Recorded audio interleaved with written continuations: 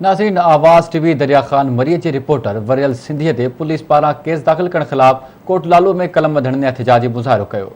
इन हवाले से वीडियो लिंक ते मौजूद है ज़ुबैर मरी। जी ज़ुबैर। थाने जे अॻियां मौजूद आहियूं जिते साफ़ी आवाज़ टीवी रिपोर्टर साफ़ी वरियल सिंधी मथां जेको आहे पुलिस तरफ़ां कूड़ो केस जेको आहे उहो दाख़िल कयो आहे। उन ख़िलाफ़ सियासी समाजी अॻुवान ऐं शहरी जेके आहिनि उहे साफ़ी सरापा एहतिजाज पिणु अचो त हुन ॻाल्हाईंदासीं उन्हनि जो छा चवणु आहे। कलम धड़नि मथां ज़ुल्म जेको आहिनि जारी आहिनि।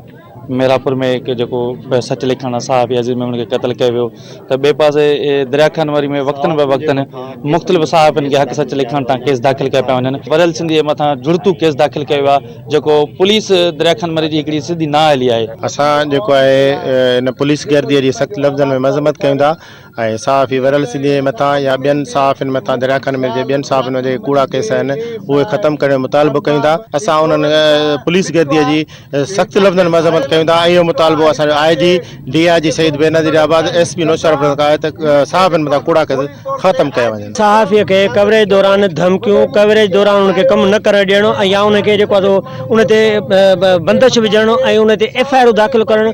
अरबाब ते बि ईअं ई हक़ सच लिखण था। इहो ई साॻियो मुग़ल ASI हो जे FIR दाख़िल कराई, उनजी बि मज़म्मत करियूं था। वरियल सिंध ते जेका FIR दी आहे उनजी बि सख़्तु लफ़्ज़नि में मज़म्मत करियूं। असांजा जेके बि कलम धणी आहिनि उहो पटीदन हुजे, दरिया खान मरी हुजे, नौशार फिरोज़ हुजे या सिंध जो कहिड़ो बि इलाइक़ो हुजे, जिथे बि सहाफ़ी असांजा हक़ सच लिखनि था त उन्हनि ते पुलिस गर्दी करे उन्हनि ते जेको आहे कूड़ा केस दाख़िल करे उन्हनि खे फासायो वञे थो, हिरासा कयो थो वञे। सिविल सोसाइटी ऐं सियासी समाजी अॻुवान जा तव्हां ॿुधा उन्हनि जो चवणो हो त साफ़ी वरियल सिंधी मथां हक़ सच लिखण था जेको कूड़ा केस दाख़िल कया वञनि ऐं हीअ पुलिस जेका आहे हिते पुलिस गर्दी जेका आहे उहा बासरनि खां रिश्वत वठी जेके आहिनि साफ़िन ते कूड़ा केस जेके आहिनि ॾींहों ॾींहुं आम थींदा था वञनि। असां IG सिंध DIG शहीद बेनज़ीर आबाद ऐं SSP नौशर फिरोज़ खे अपील था कयूं त साफ़िन मथां कूड़ा केस ख़तमु कये, साफ़िन में तहफ़ुज़